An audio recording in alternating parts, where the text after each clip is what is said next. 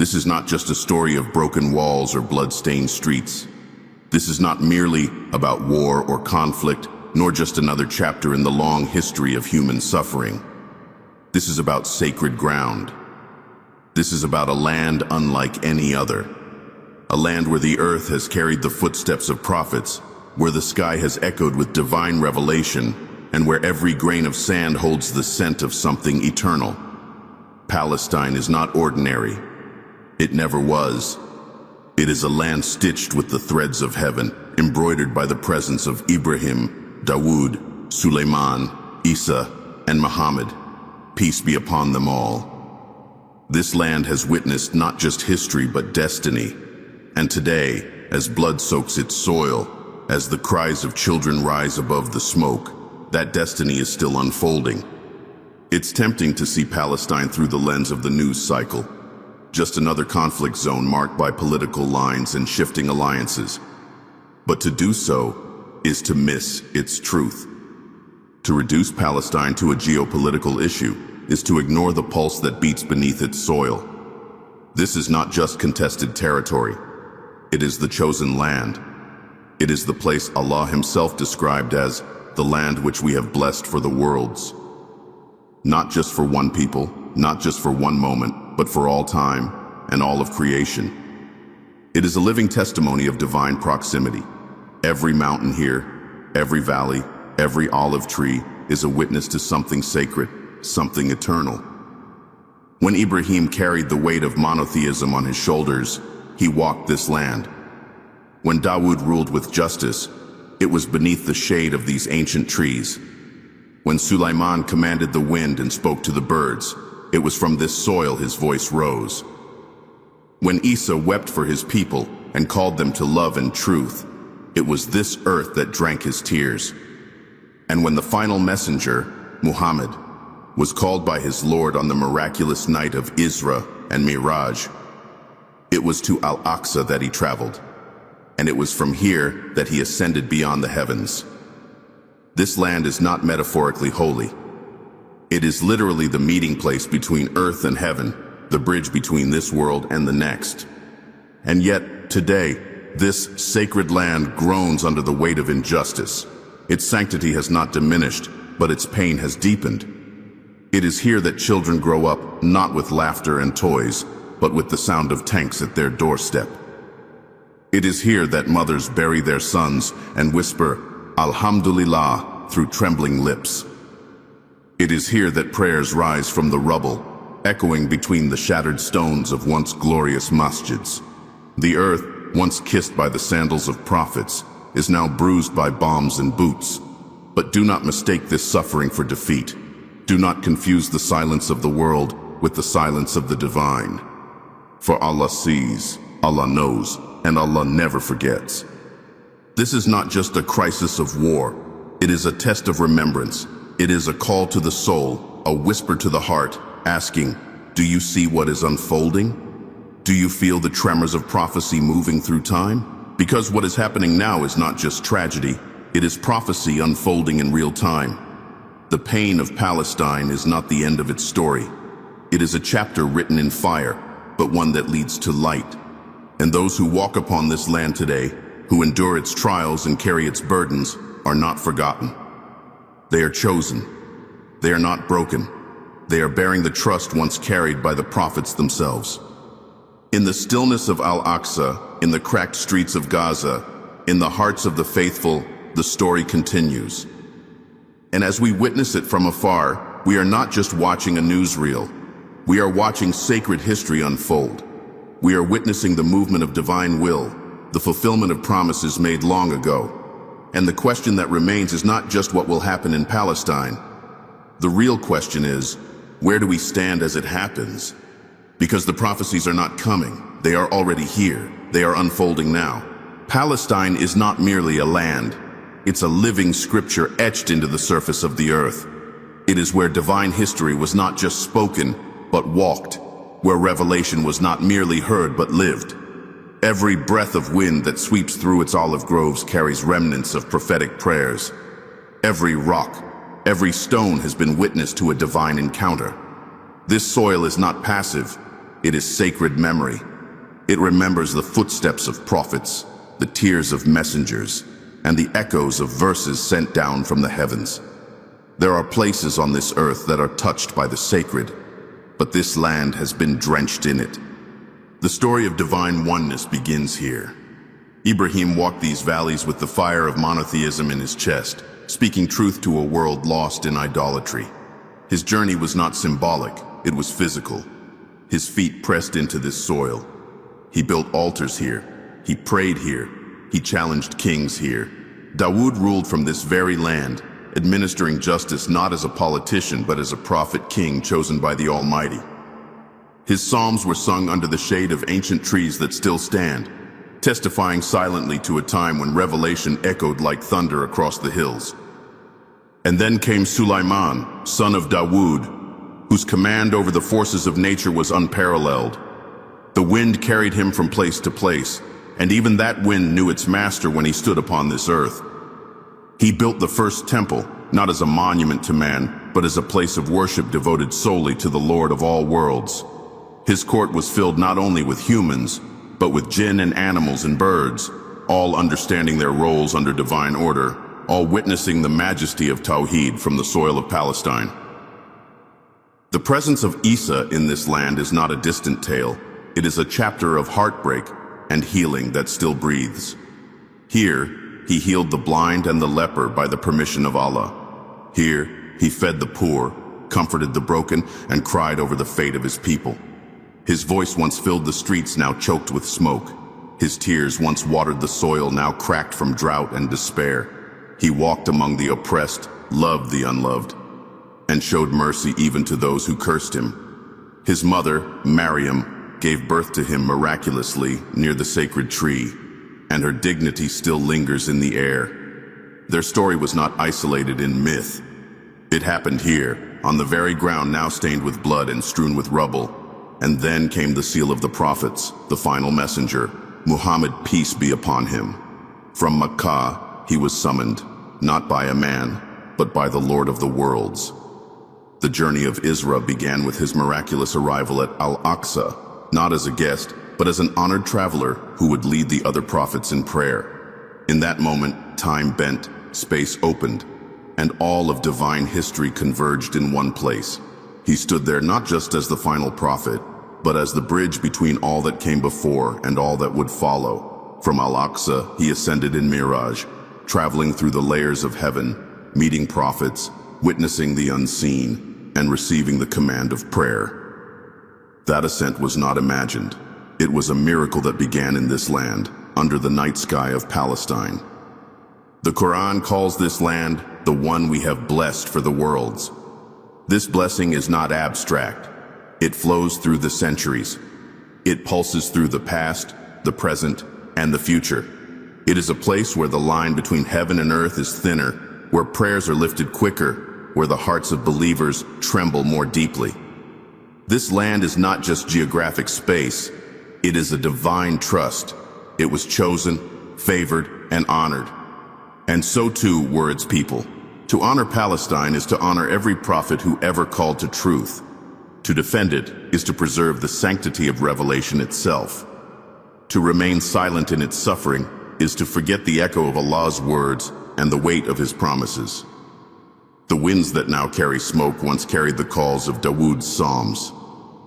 The streets now filled with tears once received the sandals of Isa and Muhammad, peace be upon them. This contrast is not coincidence. It is the tension between divine blessing and human betrayal, between what God gave and what man has stolen. And yet the sanctity has not disappeared. It cannot. The land remains blessed because the one who blessed it never revoked that honor. The injustice inflicted upon it only highlights the spiritual weight it carries. No oppressor, no army, no policy can erase the fact that this is a land of miracles. When a child in Gaza recites the Qur'an in the ruins of his home, he is participating in a divine tradition. When a mother in Jerusalem whispers a prayer into the night, her words float upward from the very heart of sacred geography. When an old man walks to Al-Aqsa with aching bones and trembling hands, He is retracing the steps of prophets. These are not symbols, they are facts. This is divine history, written into the very bones of the land. Palestine is not waiting for a miracle. It is a miracle. It is the stage upon which Allah has already written some of His most magnificent signs. And now, as its people endure the cruelty of the world and cling tightly to their Lord, the next chapter of divine history is being written, one not only remembered by historians, but recorded by angels. Because this land was always part of the plan, and no matter what is done to it in the dark, the light will return. Not because of politics, not because of power, but because Allah never forgets His promises. The weight of oppression in Palestine is unlike any burden carried elsewhere in our time. It is not only the physical crush of tanks and bullets, but the silent, suffocating pressure of being watched and ignored, of crying out and hearing nothing but the hollow echo of your own voice. To live in Palestine today is to live with the knowledge that your suffering is not a secret, but a spectacle. The world sees it, knows it, and yet does nothing. This silence is not just painful, it is deafening. It is the kind of silence that feels like betrayal, that drips with the cold indifference of nations who know the truth but find convenience in denial. Children grow up beneath the shadow of warplanes instead of clouds, their lullabies interrupted by sirens, and their playgrounds replaced with checkpoints.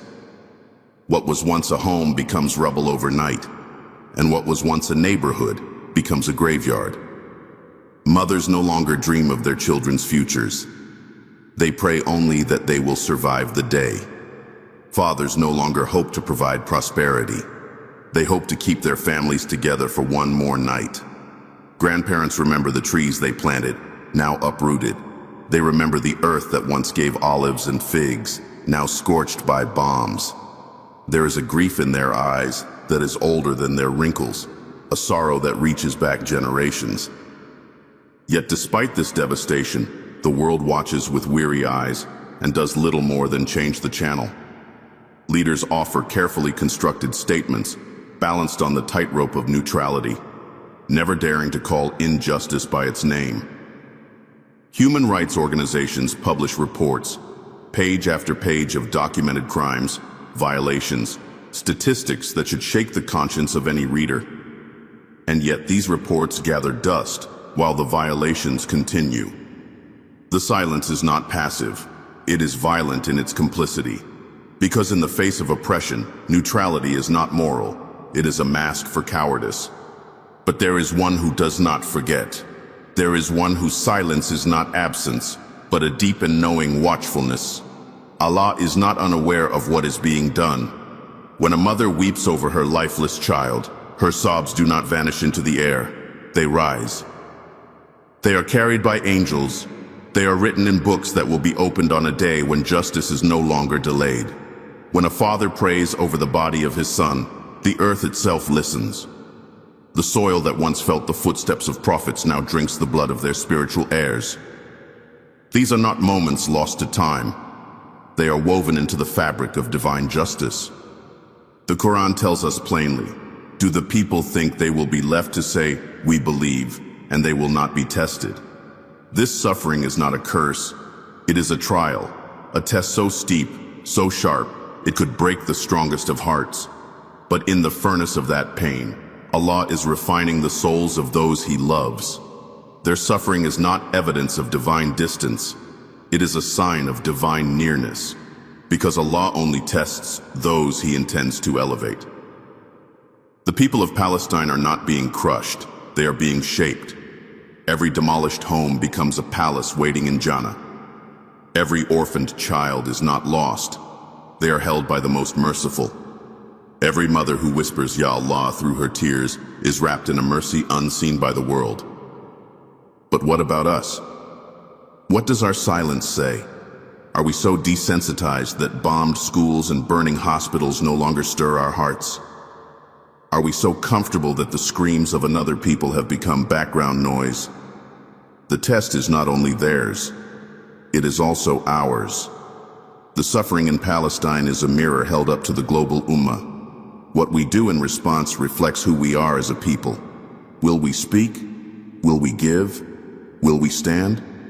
Or will we scroll past, satisfied with our awareness but void of action? The people of Palestine do not ask for pity. They do not seek headlines. What they seek is justice, dignity, and for the world to stop pretending not to see. They want to live, to worship, to raise their children in peace. They want what everyone else wants, the basic sanctity of life, the simple right to exist. But instead, they are forced to carry a centuries-old burden, to endure siege, imprisonment, and exile, simply because they refuse to give up their land, their faith, and their identity. There are moments in history when the silence of the world becomes the loudest sound, when a collective failure to act becomes a stain that cannot be washed away. We are living in one of those moments. We will be asked about it. We will be held accountable for what we said or didn't say, while homes crumbled and lives were shattered. Allah does not only record the pain of the oppressed, He also records the inaction of the comfortable. On the day of judgment, we will not only be asked about our prayers and our fasts, we will be asked about the people of Al-Aqsa, about the children of Gaza, about the cries that reached His throne but never reached our hearts. It is easy to condemn with words, but what is required is more. True believers feel the pain of others as their own. They speak when silence becomes betrayal. They act when passivity becomes injustice. And they never forget that Allah is watching, always. His justice may be delayed, but it is never denied. The silence of the world may roar now, but it will be silenced on the day when every soul is brought forth and every action is weighed. And when that day comes, the martyrs will rise, the oppressed will be honored, and those who were forgotten by the world will be remembered by the Lord of the worlds. Until then, the people of Palestine carry a burden that should not be theirs alone. Their wounds are real, but so is their dignity. Their scars are deep, but so is their faith. And while the world may forget them, Allah never does. Every moment of their suffering is recorded. Every prayer they whisper is heard, and every tear they shed is counted. Oppression is heavy, but the promise of Allah is heavier. Justice is not a dream. It is a decree, and it is coming. There is a promise that echoes through the ages, a divine assurance that has never been broken. It was spoken long before our time, written not by the hands of men, but revealed through the lips of prophets. It is the promise of Allah, that justice will come, that the oppressed will rise, and that no tyrant, no occupier, no force in creation can stand in its way. This is not a poetic hope or a distant dream. It is a certainty as sure as the rising of the sun and the setting of the stars. Allah has spoken, and His word is truth. His promise is not vague. It is precise. It is deliberate. It is inevitable. Throughout the Qur'an, we find verses that do more than comfort. They assure, they declare. They remind us that injustice never goes unnoticed, that no cruelty escapes the divine record, and that every cry of the oppressed ascends faster than the sound of any bomb or bullet. When Allah said of Bani Israel, and we wanted to favor those who were oppressed in the land, and to make them leaders and to make them the inheritors, it wasn't just a historical anecdote, it was a divine pattern, a blueprint, a cycle that repeats through generations.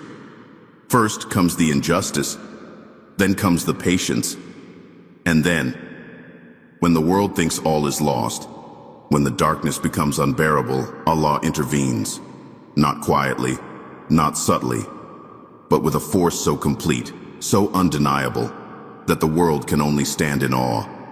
The story of Musa and Pharaoh is not just a tale from long ago. It is a mirror of today. Pharaoh had the power, the soldiers, the wealth, the arrogance. He believed he was untouchable. He believed he could crush a people into dust and silence their cries forever. But what he did not understand is that the Lord of the oppressed was watching. And when the time came, the sea itself rose against him. The laws of nature bent, and the waters opened not for an army, but for a people who had been enslaved, beaten, and forgotten. That is divine justice. That is the promise of Allah in action. Today, the people of Palestine walk in the footsteps of those earlier believers. They too are beaten, displaced, and betrayed. The world watches, and often the world turns away. But Allah does not turn away, not for a moment. Their every sigh is counted. Their every prayer is recorded. Their hunger, their fear, their loss, it is all written. And what is written by Allah is not forgotten. He has promised to raise the oppressed, to honor their resilience, to grant them the inheritance of this blessed land. Not as property, not as a political prize, but as guardians of its sanctity. This leadership that Allah promises is not born from wealth or military strength. It is born from truth. It is born from pain endured with patience, from tears shed in sujood, from hearts that break but do not give up. These people are being shaped not for defeat, but for elevation. Their wounds are real, but so is their reward. Their grief is deep, but so is their connection to the divine. And every injustice they endure does not weaken them. It lifts them. It places them closer to the promise, to the moment when justice will not only be served, but seen. And the tyrants, the occupiers, those who laugh while others cry, do they imagine that their power makes them safe? Do they truly believe that their weapons make them invincible? They forget that the one who created the heavens and the earth hears the cry of a hungry child in Gaza, louder than the roar of any jet engine. They forget that Allah's justice does not operate on the timeline of nations. It moves with the precision of eternity. It may seem slow to us, but it is never late. When He decrees something, it is only a matter of time before the world sees what He has seen all along. This is the reality that unfolds in Palestine. Not just a story of loss, but a story of divine preparation. Every demolished home will be rebuilt in Jannah. Every martyr buried beneath the rubble is already alive with their Lord, sustained by His mercy. Every widow who cries in the night is wrapped in unseen compassion. And every orphan is not alone, for the angels of Allah hold them close. This is the unseen world, the part of the story that headlines cannot show. But it is more real than any political speech or breaking news alert. What matters now is not just what is happening, but what it means.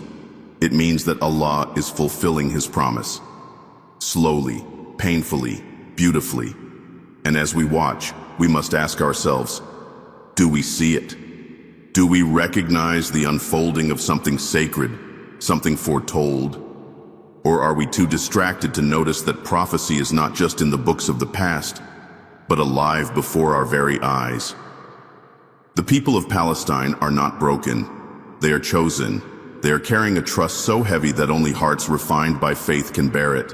And we, watching from afar, have a role too, not to pity, but to witness, not to despair, but to believe, because this promise is not just for them. It is a reminder to all of us that truth cannot be buried, that justice is not a myth, and that the word of Allah is final. So let the world mock, let tyrants gloat, let the silence continue, but let none of it shake our certainty in what Allah has decreed. The day will come when the land will rejoice, when the people will walk free, not just in body, but in spirit, not just in geography, but in destiny. And on that day, the tears will turn to smiles, the rubble to gardens, the pain to paradise. Justice is not just coming, it is written, it is promised. And the one who made that promise has never failed, not once, not ever. They are not victims. Though the world may label them as such, reducing their existence to images of despair and suffering, the truth is far more profound. They are heroes, resilient, unshaken, and full of a strength that humbles even the most powerful of nations. The children who walk barefoot across broken glass and charred stone are not merely survivors of war. They are the inheritors of prophetic courage. The women who cradle Qur'ans to their chests as soldiers storm their homes are not fragile. They are fortresses of faith. The fathers who bury their sons and whisper Allahu Akbar through their tears are not broken.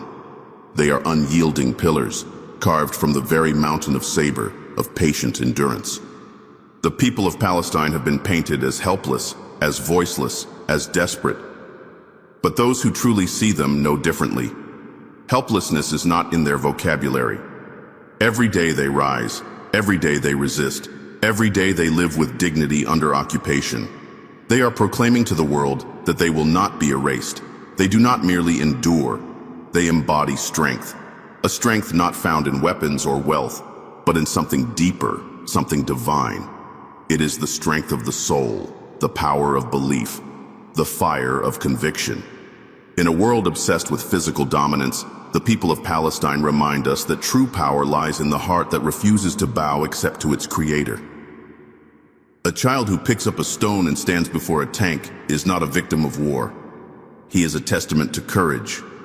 His act is not desperation, it is defiance. It is a message that even the smallest hands, when guided by belief, can shake the confidence of giants. A young girl who carries books to school while drones hover above is not a casualty in waiting. She is a scholar in the making, a future voice for her people, a candle burning against the dark. And a grandmother who plants herbs in the ruins of her home, whose smile still blooms despite what she's lost, is not defeated.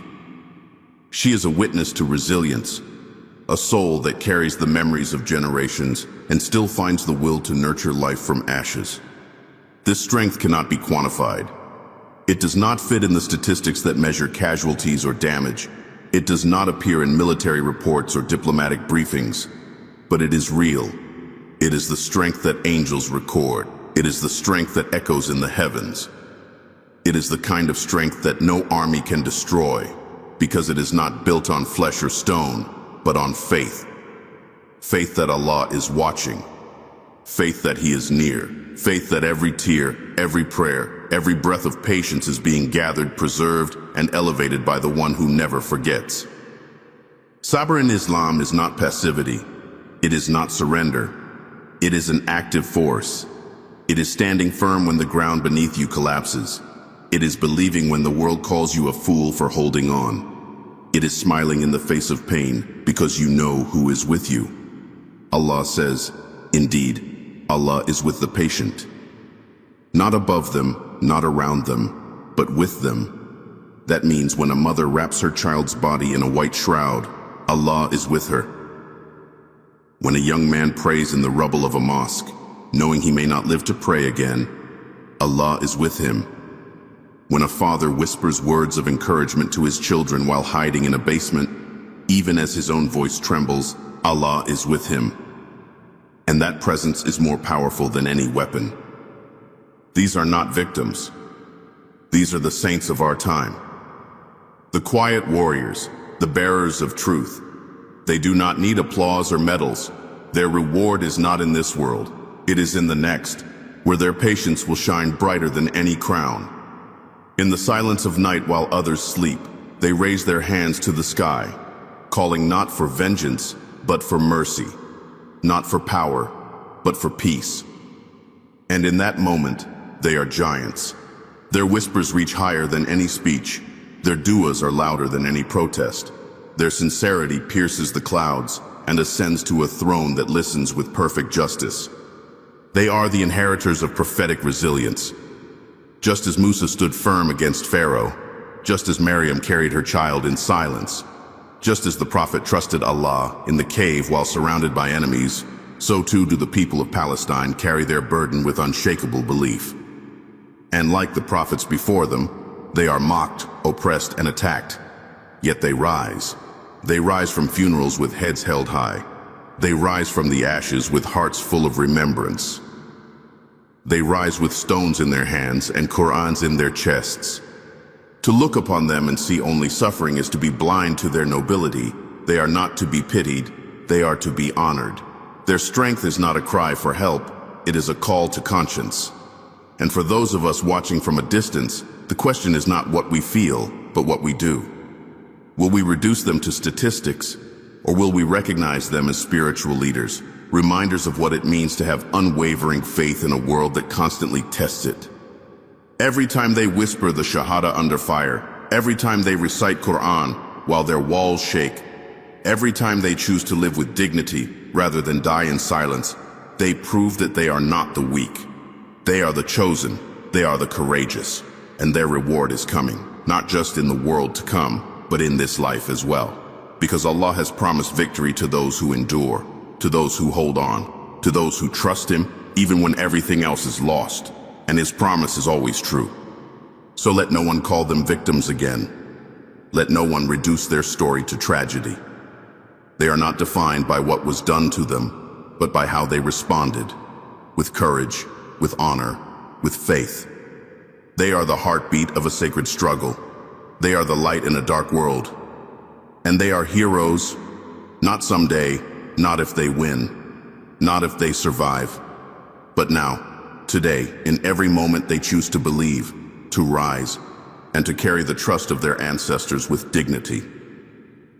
In the stillness of the night, when much of the world sleeps in comfort, there are hearts in Gaza, in Jenin, in Jerusalem that do not rest. These hearts rise before dawn, not because they are free of burdens, but because they are full of faith. Their homes may be broken, their streets darkened by the threat of violence, but their connection to Allah is unbreakable. In the deepest hours of night, when silence blankets the earth, the people of Palestine lift their hands, not in surrender, but in prayer. They whisper verses by candlelight. They call upon their Lord from refugee camps, from ruined masjids, from overcrowded shelters. And in those whispered pleas lies a power that few can comprehend. Because the dua of the oppressed is unlike any other. It does not knock gently. It breaks through the veils of the unseen and ascends straight to the throne of the Most High. These prayers are not empty.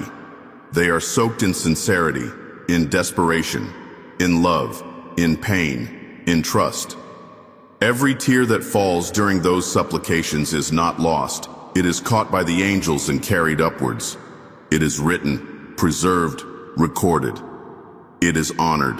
When a mother kneels beside her child's grave and cries out to Allah, her sorrow does not vanish into the night. It echoes in the heavens. When a young boy, clutching his Qur'an, prays for safety as drones hum above, his voice is louder in the spiritual realm than the engines of war. When a man, broken and weary, bows in the remains of his home and whispers, Ya Rab, the earth itself listens and the sky responds. This is the miracle of dua. It does not require wealth, status, or influence. It requires a heart that believes. It requires the humility to ask and the courage to hope. In the Qur'an, Allah says, call upon me and I will respond to you. Not maybe, not later, not if, but will. That promise is certain. That guarantee is divine. And the people of Palestine know it. Even when everything else is stripped away, their homes, their schools, their safety, they still have this connection. And no occupation can sever it. No wall can block it. No army can intercept it. Their prayers move faster than any bullet, fly higher than any jet, and strike harder than any weapon. The world underestimates this strength because it is unseen. It cannot be measured by military analysts or captured by journalists. But its effects are real. The believer who cries to Allah is never truly broken. He is being lifted. She is being heard. And when enough voices rise together, when enough tears are shed in unison, something begins to shift, not only in the spiritual world, but in this one. Hearts begin to awaken, minds begin to question. Injustices once ignored begin to weigh heavy on the souls of those who had looked away for too long. The power of sincere prayer has always been the silent engine behind great change. This is not new. History is full of moments when the cries of the oppressed changed the course of time. Musa prayed when Pharaoh tightened his grip and Allah parted the sea. Maryam prayed when she stood alone, accused and shamed, and Allah honored her above all women.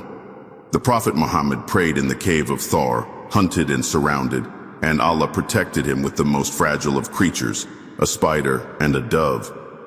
It is through prayer that the impossible becomes possible. And it is through prayer that the people of Palestine remain firm. even when their world collapses around them.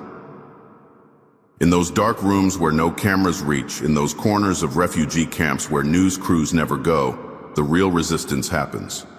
A woman places her hand on her child's forehead and whispers verses of protection. A father gathers his family and leads a quiet prayer, his voice cracking with emotion. A child, too young to understand politics but old enough to memorize Qur'an, recites softly into the night, asking Allah for peace. These are the acts that shake the throne, not because Allah needs reminders, but because these moments are filled with such sincerity, such submission, that the heavens respond. Angels descend in these hours, mercy is poured down, and every soul that turns to Allah in complete dependence becomes wrapped in His protection, even if the world outside is in flames. This is a secret strength, a spiritual weapon, a shield stronger than steel. It is what has kept Palestine alive, not just in geography, but in faith, in memory, in spirit.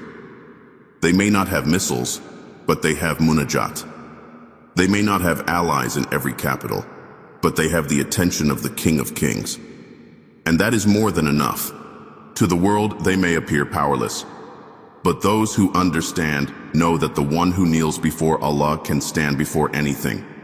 The one who places their forehead to the ground in humility is more powerful than the one who stands tall in arrogance. The people of Palestine are not waiting for the world to save them. They are calling upon the one who holds the world in his hand, and he is never deaf to the call of the oppressed. So let us not be fooled by what we see. Let us not think that rubble and ruin mean defeat. Let us not measure success by worldly standards. The prayers of Palestine are alive, they are rising, and they are shaking the throne of the Almighty. Justice is not just written in sacred books. It is being written now, by the voices that cry in the night, by the hands that raise in sujud, by the hearts that will never stop calling upon the only one who truly responds.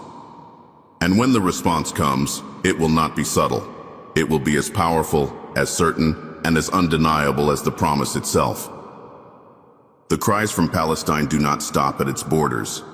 They rise, they echo, and they reach every heart that still beats with faith. They are not limited by time zones or languages. They are a test to the entire Ummah, a reflection not of the suffering of one people, but of the spiritual state of the global Muslim community. These cries ask a single piercing question: where are you? Not rhetorically, not symbolically, but truly. Where are you? When children are pulled from beneath rubble, when mothers scream into the dust, when masjids are reduced to ashes, what are you doing? These cries are not just theirs, they belong to us. Their pain is our responsibility, because the Ummah is not a title. It is a bond. It is a contract of the soul, sealed by the Shahada and bound by divine accountability. In the Qur'an, Allah describes the believers as a single body. When one part aches, the entire body responds, not just in sympathy, but in action. If a limb is wounded, the heart does not say, "That's not my concern." The whole being reacts with urgency. Yet today, a vital part of this Ummah is bleeding, and too many have become numb. We scroll, we sigh, we move on. We say Subhanallah and then return to our comforts as if our concern has been fulfilled through emotion alone. But Allah asks more. He asks for sincerity, for action, for sacrifice, for standing firm when truth is difficult and costly. The people of Palestine are carrying more than just their own struggle. They are carrying the honor of the entire Ummah. They are preserving what many of us have taken for granted: the sanctity of Al-Aqsa, the first Qibla, the land of so many prophets. Their steadfastness is our shield. Their courage is our reminder. Their resistance is our wake-up call. And yet they fight, they bleed, and they die while much of the Muslim world stands paralyzed by politics, distracted by entertainment, or silenced by fear. This silence is not just disappointing, it is dangerous. Because silence in the face of oppression is not neutrality, it is complicity. Allah has commanded us to stand for justice, even if it is against ourselves, our families, our nations. The command is not conditional. It is not postponed for convenience. It is now, and it is clear. The Prophet Muhammad warned us of a time when holding on to truth would be like holding a burning coal. That time is here. It is easy to remain silent, to avoid confrontation, to stay comfortable. But comfort was never the goal of faith. Righteousness is, and righteousness demands that we do not look away. When the Prophet taught us about the responsibilities of the Ummah, he did not describe passive sympathy. He described mutual support. He described a brotherhood and sisterhood that moved with urgency when one part was under attack. Today, our Ummah is global, diverse, vast, connected in ways that generations before us could not imagine. We have platforms that reach millions in seconds. We have wealth that can build schools, hospitals, and shelters. We have influence that can pressure governments, shift public opinion, and change the course of narratives. And yet, with all this power, the question remains, are we using it? Dua is powerful, yes, but dua is not an excuse to abandon action. It is meant to fuel it. When we say, Ya Allah, help the oppressed, we must also ask, what can I do to be the answer to that prayer? The Prophet said that if you see a wrong, change it with your hand. If you cannot, then with your tongue. If not even that, then hate it in your heart, and that is the weakest form of faith. How much of our response today even qualifies as the weakest? If we scroll past suffering without even flinching, what does that say about the state of our hearts? The role of the global Ummah is not to watch from afar. It is to stand, to give, to speak, to sacrifice. This does not mean everyone must become an activist or travel to conflict zones, but it does mean we must all do something. Support humanitarian relief, raise awareness, educate yourself and others. Boycott systems that fund oppression. Use your voice in classrooms, in boardrooms, in conversations. Make Palestine part of your identity, not just your charity. Let it shape your choices. Let it interrupt your comfort. Let it pierce your heart enough that you can never again look at a peaceful sky without remembering those who haven't seen one in years. The companions of the Prophet would weep when they were unable to participate in defending the vulnerable. Not because they feared judgment from others, but because they feared standing before Allah having done nothing. They understood that faith is not just belief, it is action. It is the hand that gives, the tongue that speaks truth, the heart that refuses to be desensitized. Our Ummah is being tested, not just by what is happening in Palestine, but by how we are responding. The day will come when Allah will ask us, what did you do when the people of Al-Aqsa cried out? When the children of Gaza were orphaned? When the oppressed called upon me? Did you answer them in action, or did you scroll past and say, it's not my place? On that day, hashtags will mean nothing. Statements will mean nothing. Only sincerity will matter. Let us not wait until history judges us to realize what we should have done. Let us not allow future generations to ask why we stayed quiet while injustice screamed. The role of the global Ummah is not passive. It is vital. It is urgent. It is divine. If we cannot stand beside them in their cities, then we must stand beside them in our actions, in our dua, in our spending, in our speech, in our refusal to forget. Because when the promise of Allah unfolds, and it will unfold, we will be asked, where were you when it happened? Let us pray that our answer will not be silence. Let us pray that we will be among those who cared, who spoke, who gave, who stood, and who remembered always. Hope in Palestine is not born from political negotiations, nor is it shaped by ceasefires inked and broken on paper. It is not molded by summits or speeches or alliances that shift with the winds of diplomacy. No, the hope that lives and breathes in Palestine is not political. It is prophetic. It does not rely on world powers that claim peace while arming oppression. It does not look to parliaments or presidents or pacts that serve interests over justice. It rises from something deeper, more ancient, more eternal. It rises from the words of prophets, from the tears of messengers, from the promises of Allah Himself. This hope is not a fantasy. It is not naive. It is rooted in the soil of revelation and watered with the blood of martyrs and the patience of the oppressed. This hope lives in the hearts of those who continue to pray even as bombs fall around them. It burns in the eyes of mothers who have buried their children but still whisper, Alhamdulillah. It shines in the voices of children who recite Qur'an from the ruins of their schools. It is not weakened by the loss of homes or the collapse of buildings. It is not shaken by tanks or threatened by bullets, because it is not a hope of this world alone. It is the hope that exists when all worldly hope has been stripped away. It is the hope that says, even if the world turns its back, my Lord is still watching. Even if no one else hears me, He does. Even if I die with nothing in my hands, I die holding firm to His promise. The prophetic tradition has never been about ease or comfort. From the beginning, it has been about standing in the face of overwhelming odds and trusting not in what you see, but in what you know to be true. Musa stood before the Red Sea with Pharaoh's army behind him and his people terrified. There was no escape, no victory in sight, but he did not despair. He did not retreat. He said with unwavering certainty, "Indeed, my Lord is with me. He will guide me." And with that faith, the sea split. Not because Musa had power, but because he had trust. Not because the circumstances were favorable, but because the divine decree had already been written. Palestine carries that same spirit.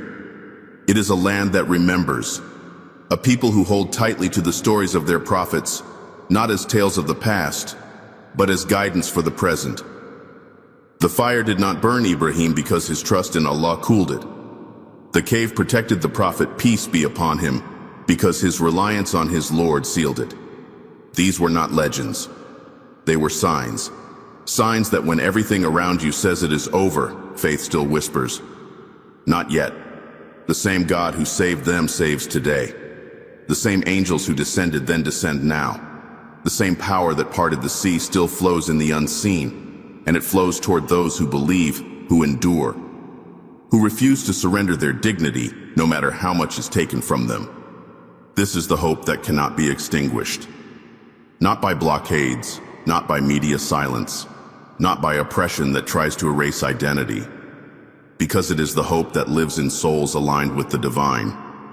It is the hope of a father who stands at his son's grave and says, "You are with Allah now." It is the hope of a girl who draws pictures of freedom with crayons while living in a tent. It is the hope of a people who wake each day under siege and still greet each other with "Assalamu alaikum," peace, even when there is no peace. This kind of hope is not weakness. It is resistance in its purest form. It is defiance wrapped in faith. It is the refusal to let injustice rewrite the truth.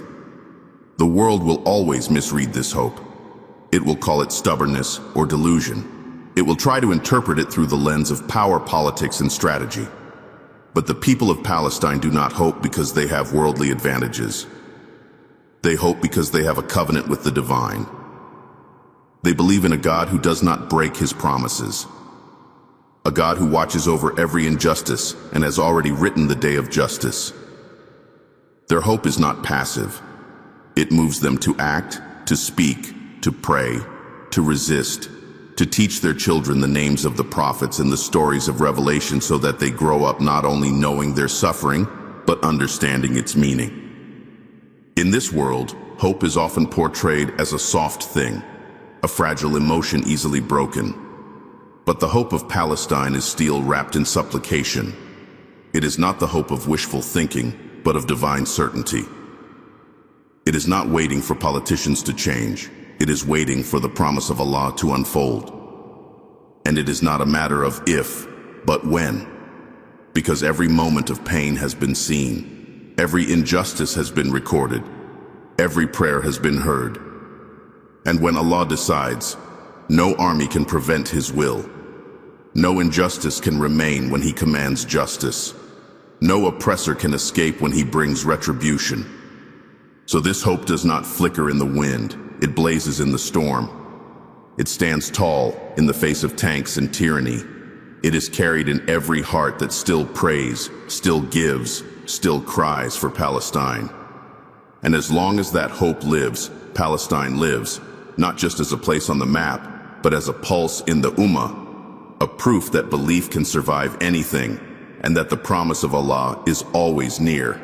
The world may try to bury it, but truth does not die, it rises always. And with it, the people rise too. Victory is not an abstract dream floating somewhere in the distant future. It is a truth already written, a promise already sealed by the one who never fails. For the people of Palestine, victory is not something they wait for with blind hope. It is something they live for with certainty. Their story is not one of perpetual defeat, despite the pain they endure, despite the horrors they face. It is a story of divine selection. They are not an unfortunate people, caught in a web of endless suffering. They are a chosen people, carrying a sacred trust, walking the same soil and bearing the same burden that prophets once carried. Their struggle is not only political, not merely historical, but profoundly spiritual. They have been entrusted with the defense of a blessed land, with the protection of Al-Aqsa, and with the preservation of a truth the world is trying to silence. The Prophet Muhammad once said, "A group from my Ummah will continue to uphold the truth, and they will be victorious. They will not be harmed by those who abandon them or oppose them until the command of Allah comes." Many scholars believe that this hadith refers to the people of Al-Quds and its surroundings, the defenders of Al-Aqsa, the children of the Prophet's homeland. These are not just flattering interpretations. They are deeply rooted in the reality of what we witness today. For who among the Ummah is holding fast to truth more consistently, more painfully, more steadfastly than the people of Palestine? Who has endured occupation, siege, exile, and daily humiliation, yet still raises the adhan in shattered masjids, still sends their children to memorize the Qur'an beneath collapsing ceilings, still prays as bullets fly, still believes in the mercy of Allah when the world shows no mercy? They are living out the Hadith in real time. They are the faces of the prophecy, not because they chose suffering, but because Allah saw something in them that made them worthy of bearing it. They are being elevated through pain, refined through fire, strengthened by tests most of us could not imagine surviving. Every child who holds a stone is not just resisting, they are declaring that truth cannot be buried. Every woman who clutches her Qur'an while soldiers raid her home is not just protecting her faith. She is standing guard over the legacy of prophets. Every man who prays with dust in his beard and smoke in his lungs is not just worshiping, he is anchoring the heavens to the earth.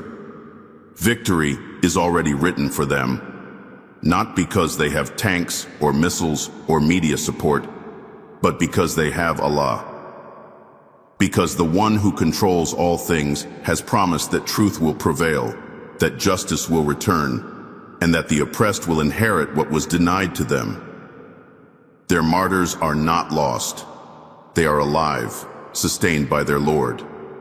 Their suffering is not in vain. It is being multiplied into reward.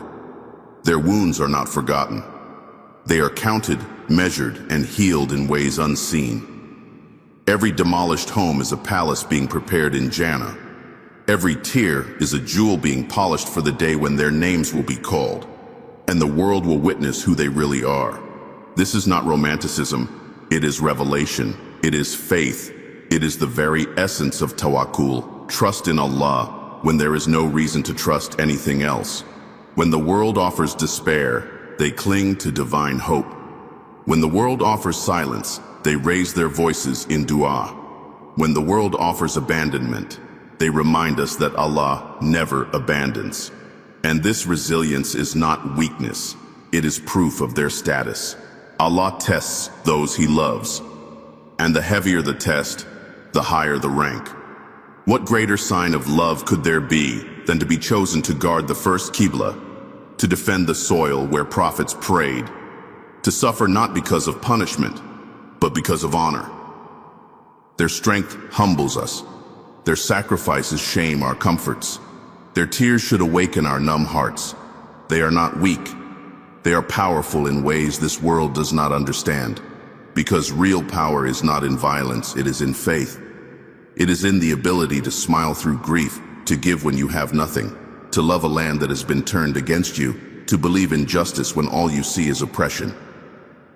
They have shown us that true victory does not always look like political change. Sometimes it looks like a mother burying her child and still believing in Jannah. Sometimes it looks like a child picking up a book instead of a weapon.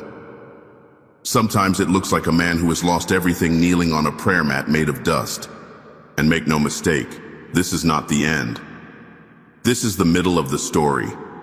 The conclusion has already been written, and it ends with light, with freedom, with justice that rolls down like water, with a people who were forgotten by the world but remembered by the heavens, with voices that were silenced on earth but celebrated in the sky. The return is near. The honor is certain. The liberation is inevitable. Not because of global intervention, but because of divine will. Not because of negotiations, but because of revelation. Those who oppress should fear, not the retaliation of the people, but the prayers of the people. The Prophet told us to beware the dua of the oppressed, for there is no barrier between it and Allah. And when thousands, millions, cry out together, children, mothers, elders, orphans, the throne of Allah shakes. And when He decides to respond, there is no force that can stand in His way. So yes, victory is written. It is coming. It is unstoppable. Because the people of Palestine are not victims. They are chosen. They are the vanguard of truth, the inheritors of a sacred trust, the lantern bearers in a world growing darker. And soon, the world will see what the believers have always known, that those who hold firm to Allah, even with bloodied hands and broken hearts, will never be humiliated. They will be honored in this life or the next, and their legacy will echo through eternity as a shining proof that truth may be buried, but it never dies. It rises, always. When all the dust settles, when the headlines fade and the world turns its gaze elsewhere, one question will remain, etched not in the pages of history, but in the ledgers of the soul. Where were we when the promise of Allah was unfolding? This is not a question for politicians or generals. It is a question for every believer, for every conscience, for every heart that claims to beat with faith. It is not about what the world did. It is about what we did, what we said, what we gave, what we stood for, and what we remained silent about. The cries from Palestine are not just cries for help. They are a divine mirror, reflecting back to us the state of our compassion, the depth of our faith, and the truth of our priorities. Allah is watching. He is recording. Not only the tears of the oppressed, but the silence of the comfortable. Every time a masjid crumbles under fire, every time a child is buried in the ruins, every time a mother screams into the smoke, the record of that moment is written not only for those who suffer, but also for those who witnessed and turned away. We will be asked, not as observers of a tragedy, but as participants in a test. For this is not just their test, it is also ours. Will we meet that test with empty prayers and fleeting emotions, or will we meet it with sincerity, sacrifice, and unwavering loyalty to the truth? The images are harrowing. The stories are heartbreaking. But they are not there to paralyze us with sadness. They are there to awaken us, to remind us that our humanity is measured not by how we feel, but by what we do. The Prophet taught us that the Ummah is like one body. When one part is in pain, the whole body feels it. Yet too many of us have grown numb. We see the footage, we read the reports, and we return to our lives unchanged. But faith does not allow for numbness in the face of injustice. Faith demands response. It demands action, even when that action is uncomfortable. It demands truth, even when that truth is costly. We will not all carry the same weight. Some will speak, some will give, some will pray, and some will mobilize. But each of us is required to carry something. There is no room in Islam for passive witness. The people of Palestine are not just defending their homes. They are defending a sacred trust on behalf of the entire Ummah. And what are we doing in return? Are we defending them in our mosques, in our conversations, in our choices, in our daily lives? Or have we allowed the world's apathy to infect our hearts? The chains that bind the people of Palestine are not just military. They are also spiritual, emotional, psychological. And the antidote is not merely strategy, it is sincerity. The victory of Allah is near, but it does not come without trials. It does not descend upon a heedless Ummah. It arrives when the hearts of the believers awaken, when their du'as rise not only from fear, but from love, when their hands give not only from surplus, but from sacrifice, when their voices speak not only when it is safe, but when it is necessary. We are not distant from this cause. We are tied to it. The land they defend is not just symbolic. It is the first Qibla, the place where the Prophet led the other prophets in prayer, the soil where revelation descended. To disconnect from Palestine is to disconnect from our heritage, from our deen, from the bloodline of the prophets themselves. This is not an issue of politics. This is a matter of identity, of faith, of submission to the justice of Allah. And so, we are left with the question, not for the historians, not for the media, but for ourselves. When the oppressed cried out, "Where was I?" When the children wept, "Where were my tears?" When the world turned its back, did I turn with it? Or did I stand, even if only in a small way, with those who refused to bow to tyranny? Let us not wait for the day of judgment to discover our answer. Let us answer it now, with action, with intention, with renewed purpose. Let us be among those who care when others are numb, who give when others withhold, who speak when others fall silent. Let our names be among those who remembered, among those who stood firm, among those who, when the dust clears and justice returns, can say with full hearts, "I did not turn away."